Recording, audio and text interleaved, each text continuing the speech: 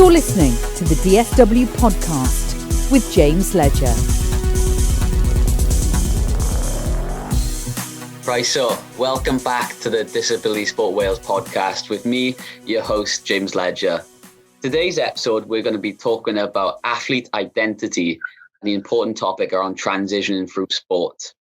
On today's episode, I've got performance, personal development and performance lifestyle coach, Claire Ewing.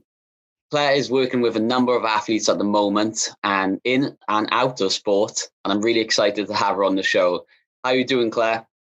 I'm doing really well, thank you. Thanks for the invite. Excited to join you. Awesome. Really good to have you on the show.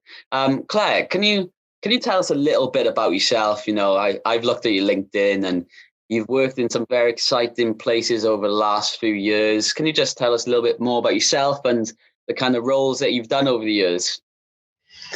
Yeah, I've been really fortunate. I think had some wonderful opportunities throughout my career to date. I guess started in sort of sports development. Really enjoyed sports development, loved the breadth and the range that we covered within that, where I wasn't really sure what I wanted to do in sport, but knew I wanted to be something in sport. So career or education began there. Really got interested in events, being behind the scenes and seeing how the magic happens. And I kind of liked pulling the strings and getting everybody together. And just sort of helping put on the stage for people to perform. From there, then really that led to kind of opportunities with Team Wales. So that took me up to Glasgow for the Commonwealth Games, which was phenomenal, sort of being inside with the team and going out and pretending to be an athlete and what that might be like. Then from there, kind of got more interested in the people side of things and realised that that's the bit that I really love. So joined a people development consultancy for a bit and did some work there. Then I had a little boy and was offered some return to work coaching, and realised sort of in that point of time I wanted to kind of marry the sports side of things with the people development and what could that look like. And this role had kind of been in and around, I guess, me coming through education around performance lifestyles. I want to do that. I want to know more about that. So Austin's now 4.5. So it's been about 4 years in the making of kind of getting to this point, and sort of took a leap of faith in September to really pursue becoming a lifestyle practitioner. And the rest is kind of history. So I've been working with you guys recently and thoroughly enjoying that. That's really exciting. So I guess you could say you're very interested in people. I am, definitely. And I think that's the bit that I realised with the coaching, was that I absolutely love working with people and I love enabling people to be the best that they can be. And I love sport. I love what sport brings. It's been a big part of my life. It's created lots of opportunities for me. And, I love watching sport and I love watching people perform. But yeah, I'm a real people person and I'm really interested in what makes people tick. So the more I go down that psychology route as well, that's been a big interest. And that's great. And I think, I guess comes back to, and the big question is, and this is I'm guessing it's quite hard to answer because there's probably lots of different theories and lots of different kind of perspectives on it. But I guess to you, what does performance lifestyle mean? Yeah, I think it's a really big question. And I was trying to think about what is it if you distill it down? And it was that element of, life alongside, in a sporting context, anyway, life alongside pursuing your dream within sport.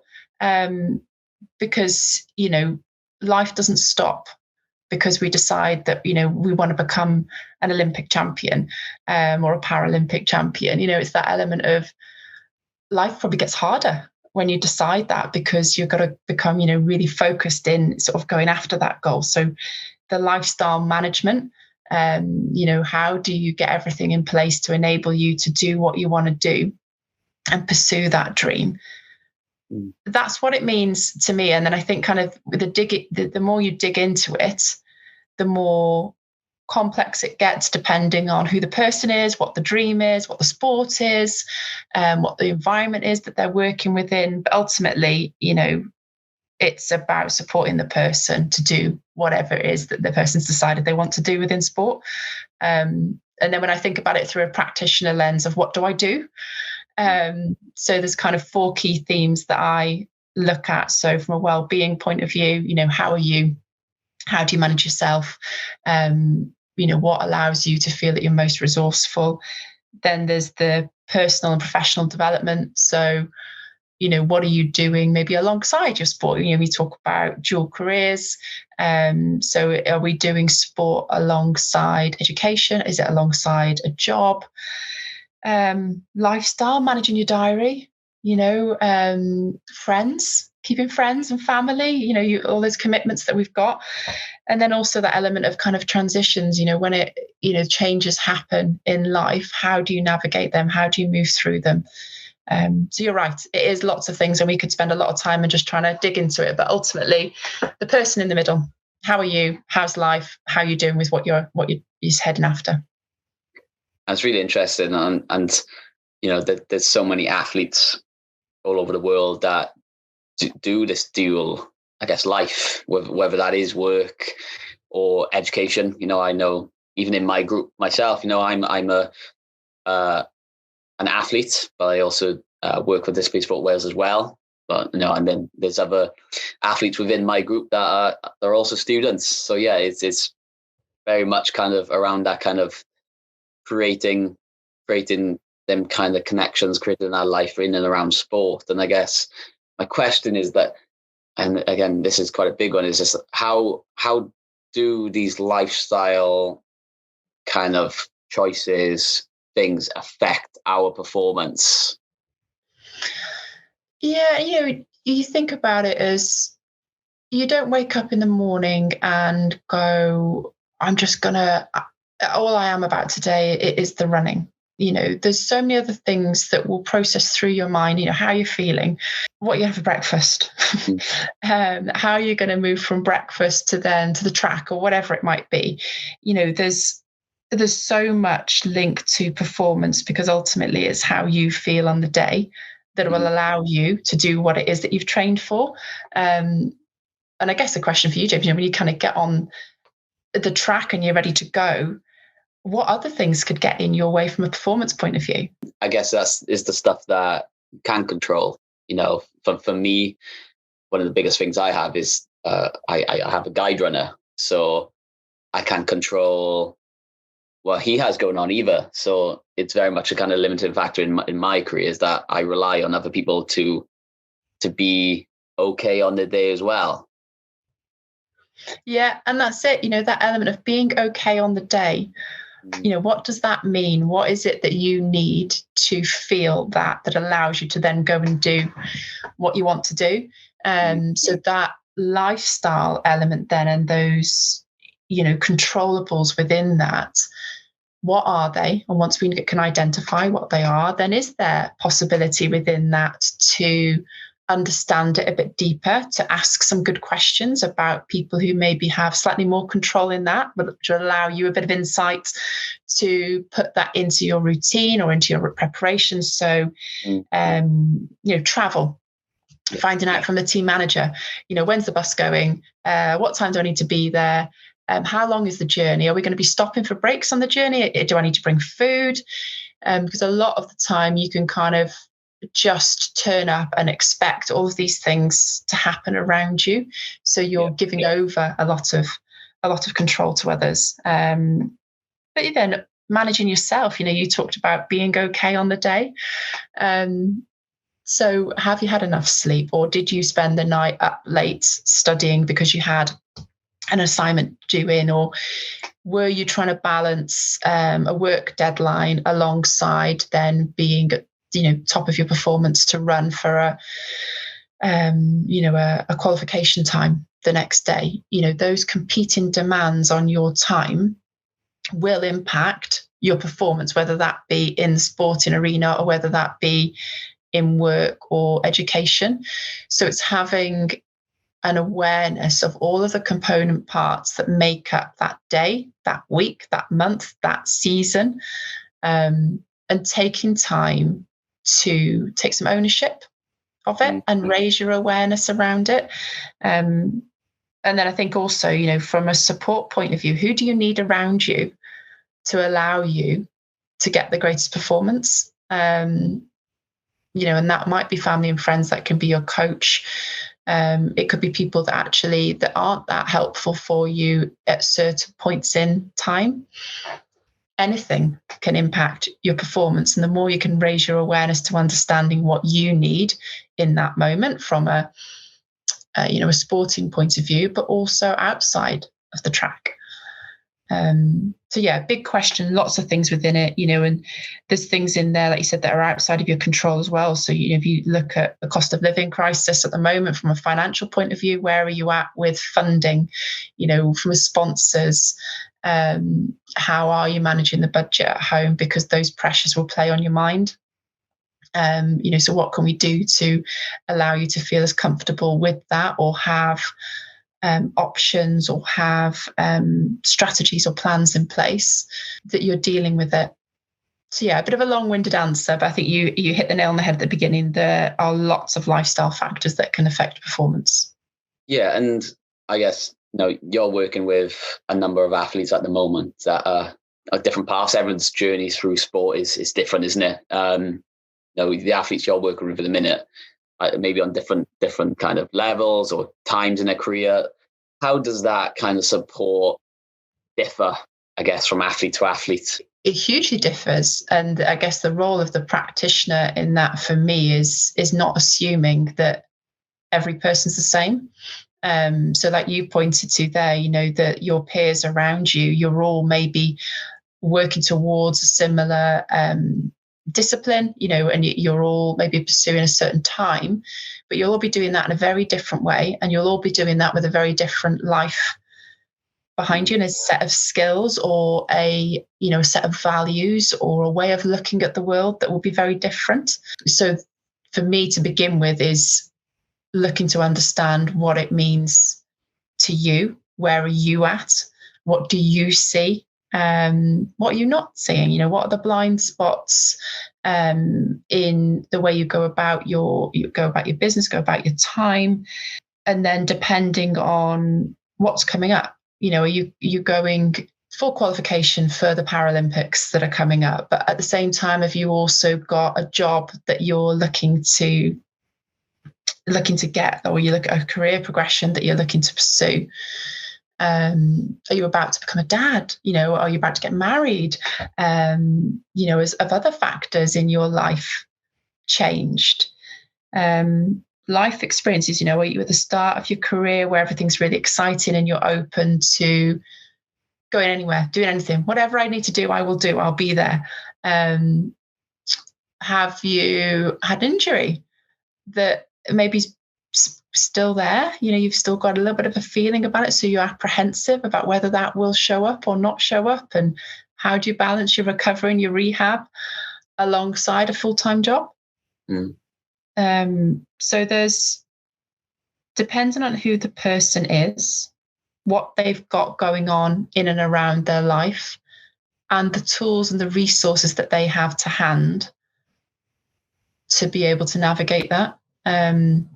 So I see my role in it, really understanding it through your eyes. How do you feel about the life that you have? And then that allows me to ask some questions that might reveal some opportunities to support you. It might offer up a chance to broaden the network that you've got. But ultimately starting with the person and understanding what's there, what's in front of you.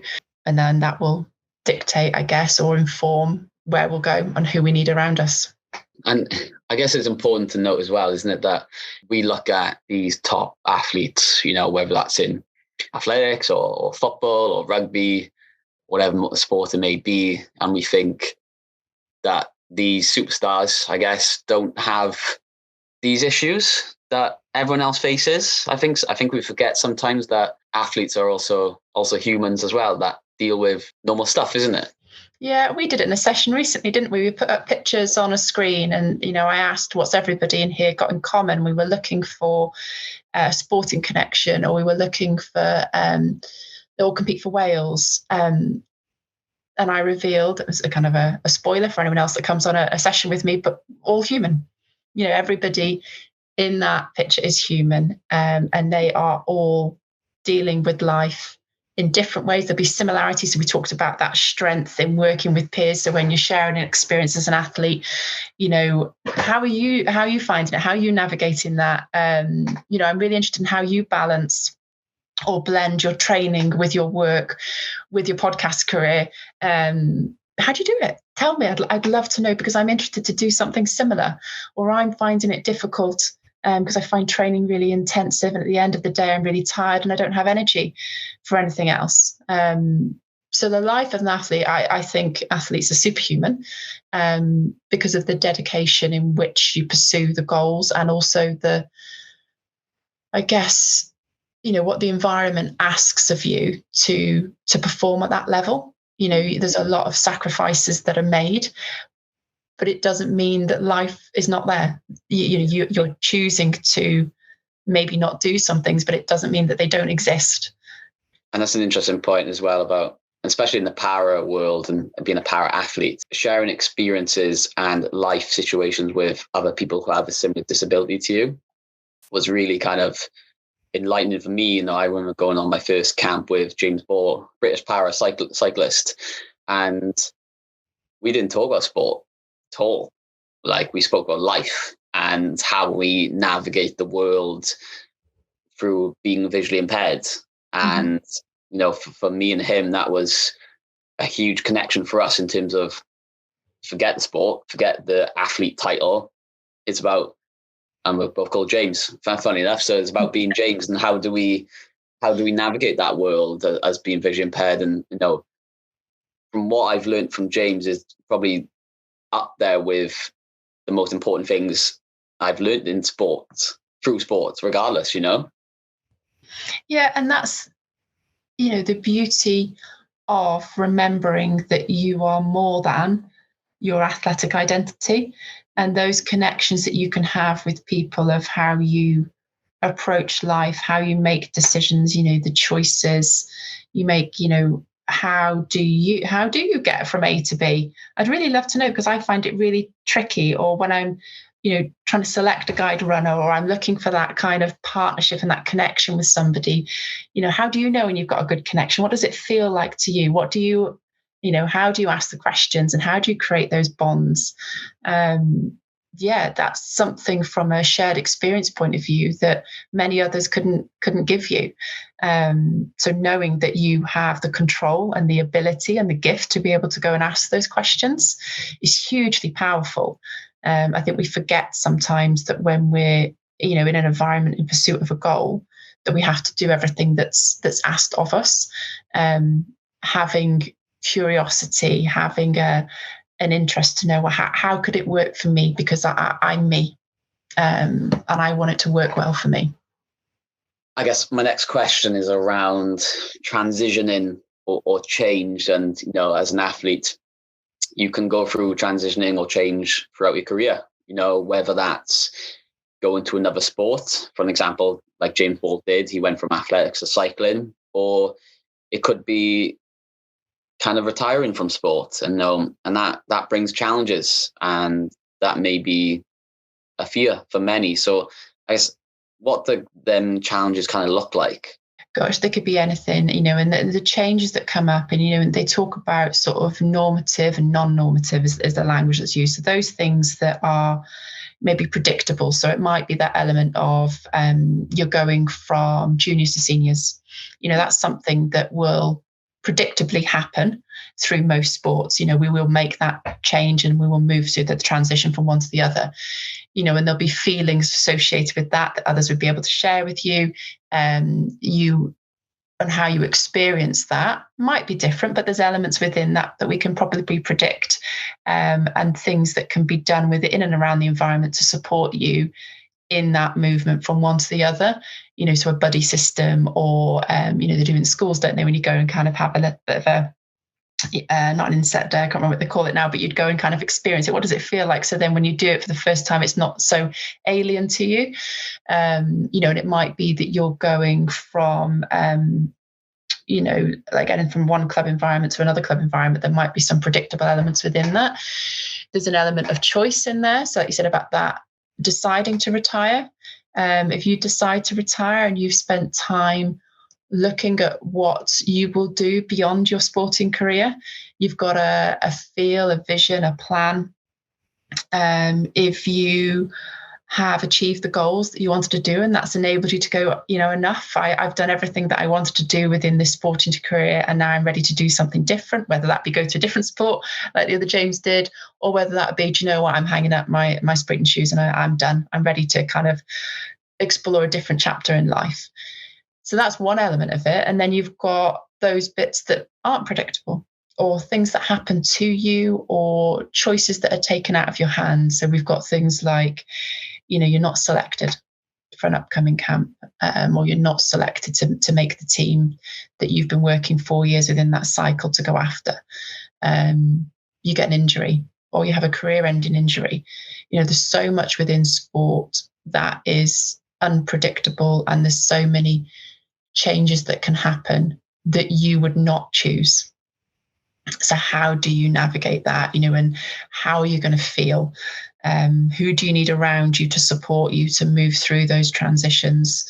And spending time thinking about the what ifs, because although we don't want it to happen, there is a likelihood or a probability that it might. I was speaking to somebody recently, and they were talking about, a squad of players that were working towards a selection for a major games. But in that squad, they knew that only 18 of them, say, were going to make it. But they're a training group of 27. So it was the conversation at the beginning of that period of work to say, we are a group, and whoever gets selected or not selected, you're still part of the journey. We still need the training partners to enable those who are selected to carry on their journey. And now that's hard. You know which camp you want to be in. You want to be in the one that's been selected, not in the non-select. But creating a culture and environment there where the players were all aware of the possibilities. They talked about how might you feel if you're not on that bus? What will you need in those moments? So it wasn't going to be a surprise. It was something that, yes, would still be uncomfortable, and yes, you're still not going to choose it, but you have a sense of awareness as to what that will look like and what you might do to support yourself in that. So sport can throw up all sorts of problems, and then life can throw an absolute curveball that it does nothing to do with your sport whatsoever. And dealing with those moments in the most compassionate and kind way you can, and go back to what we talked about in the beginning, knowing yourself in that. What might you need? How might you react? And if you don't know, spending time with a practitioner or with your coach to go, I'm not okay, and I don't know what's going to help me feel okay, but I want to talk about it. Yeah, no, there's some really good points there. And that kind of brings me nicely to talking about athlete identity title. What do you think that means, athlete identity? And is it seen as a good thing, or is it seen as something that's not so good? If I flip it back to you, what your athletic identity, what does it mean to you to be, James the sprinter? James the sprinter is dedicated to kind of achieving his dreams and doing everything he possibly can within his control to do that. Mm-hmm. James is the guy on track who's fully focused on what he's about to do, and he's kind of put everything into certain moments, I'd say. And then that element of who's James, if I don't put the word sprinter in there.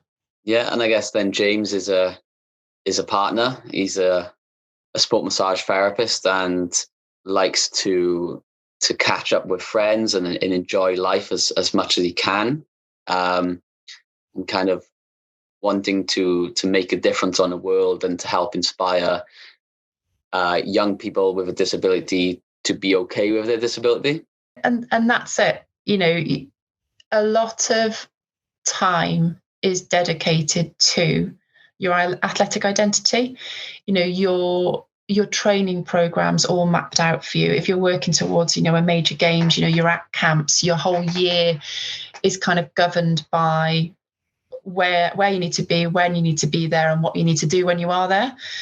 So then you look at through that lens of, okay, well, what else can I fit in and around this that will support me in achieving that goal?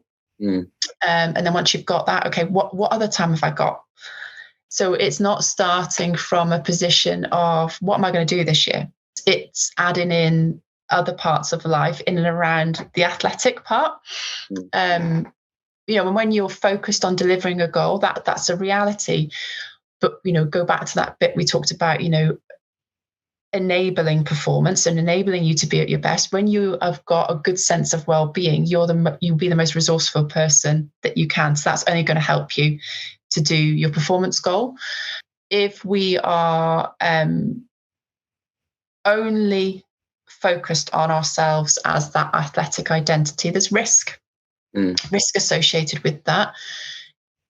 If we have one of those changes that we talked about that aren't planned, in those moments when life deals a card that doesn't fit the schedule that was ahead of us, doesn't fit the athletic plans that we had, the world's turned upside down. And when we don't have other interests or an awareness of life beyond sport, we'd be concerned, as a practitioner, I'd be concerned about your mental health and well-being. I'd be concerned about what will you do? What will you do now? So I would actively work on you on, James. So you're a human. And what is it that you enjoy in life? And we know that sport's one part of that. Being quite clear on the element of it's for a period of time. Most sports will have a career length. There's plenty of examples of people who go beyond that. And that's wonderful. They've probably had a well-blended life behind them that's allowed them to keep enjoying sport for that long. But the identity is hugely powerful when you step on the track and you can get into that moment and go, I'm James the sprinter and I know what I'm here to do and I'm going to run this to the time I've got in my sights. And you're focused, like you said, you're in it. I'm all in. And then you come away from the track and you can go home to your partner and you can chat about whatever TV series you've been watching, or you're going to cook dinner together, whatever it might be, but you've got that switch off from it. So I'd say it's hugely important for performance. It's also hugely important that you see yourself as more than that sporting identity, because you can be so many different things to so many different people, and that is the magic and that's the joy in life. Absolutely. And I think you mentioned there about the switch. I always love the metaphor of the switch. A prime example was Usain Bolt. He was the master of switching on and switching off in the moment, wasn't he? And he's very good at when that kind of marksman said on your marks, that was it, he was in. And I think he was a prime example of how to do that, wasn't he? Yeah, definitely. And he knew what he needed in his life beyond the track to allow him to get on the track. And he knew when he'd had too much of the track and he needed more of his life and his friends and his family and his party and whatever it might be. He knew that about himself. So he'd work that out, and he'd work that out with the people around him to make sure he had what he needed to do, what he wanted to do. And my last question, Claire, is what advice would you give to athletes who are kind of traveling? They're on their journey. They're on the bus, ready to roll. What advice would you give them? Really get to know yourself and really get interested in who you are and how you want to go about living your life. So not just what you want to do, because I think that's where we get caught in the identity or the singular identity. So how do you want to go about life? What's the experiences that you want to have? So, when you're away on camp, what else do you want to do in and around that country? You talked about sort of working with the other James and actually getting really valuable life experience for him. That might not have been at the top of your agenda when you went out on that camp, but it was the fact that you were open to learning from somebody else that allowed you to have that experience. So I think getting really interested in who you are and what it is that you and how you want to kind of go about life, try different things. when you've got downtime, and there's a lot of downtime in sport, and when you're away on camp and you're in your room, what else is it that you are interested in? Is it your music? Is it your arts? Is it your culture? Is it, I don't know, going on a walk with somebody, whatever it might be? Look at your time beyond the sporting structure, timetable that you have, and what else could you put in there that might be of interest, that will allow you to feel the best that you can do, and know that that will make a difference in your performance. And then ultimately, the support network. Get the people around you that will enable you to be the best you can be.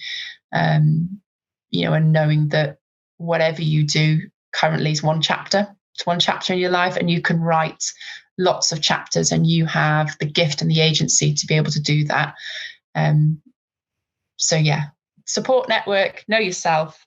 I know this is one point in life, and you've got lots of life and ahead of you, and you can do whatever you want to do. Amazing. And keep writing that book and writing them chapters. Definitely. Amazing.